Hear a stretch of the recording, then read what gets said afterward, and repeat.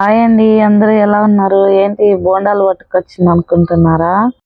బోండాలు ఏముందిలే, శనగపిండి లేదంటే బియ్య పిండితో చేస్తారనుకుంటున్నారేమో. లేదండి, కొత్తగా వెరైటీగా ఎగ్ బోండాలు చేద్దామని తీసుకొచ్చాను మీ ముందుకి. సో ఇందులోకి ముందుగా మనము 4 కోడిగుడ్లు, కట్ చేసుకున్నటువంటి ఉల్లిపాయలు, ఒక స్పూన్ కారము, half spoon garam masala, half spoon salt, కొంచెం కరివేపాకు వేసుకొని బాగా కొట్టుకోవాలండి. మీరు కావాలనుకుంటే కొంచెం జీలకర్ర వేసుకోవచ్చు. ఫ్లేవర్ అనేది చాలా బాగుంటుంది. నేను కరివేపాకు వేసాను కదా, అందుకే వేయలేదు. మనం ఎగ్స్ అనేవి కొంచెం బీట్ చేసుకున్న తర్వాత ఇందులోకి సరిపడా శనగపిండి వేసుకోవాలి.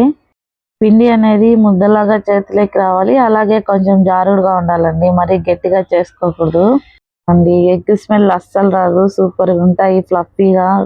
మనం ఇక్కడ వాటర్ అనేది అస్సలు యాడ్ చేయట్లేదు కదండి, అందుకే ఫ్లేవర్ అనేది సూపర్ టేస్టీగా వస్తుంది. ఒక్కసారి ట్రై చేసి ఉండండి, మీరే మళ్ళా చేసుకొని తింటారు. ఇలాంటి మరిన్ని రెసిపీస్ కోసం ప్లీజ్ మా ఛానల్ని సబ్స్క్రైబ్ చేయండి. ఇది అనేది శనగపిండి బాగా కలిసేలా ఉండలు లేకుండా కలుపుకున్న తర్వాత మనం ఇప్పుడు ఆయిల్ హీట్ చేసుకొని మీడియం ఫ్లేమ్లో ఉన్నప్పుడు మనం దీన్ని వేసుకోవాలండి. చిన్న చిన్న వంటలు మాదిరి వీడియోలో చూపించిన మాదిరి విడుచుకోవాలి.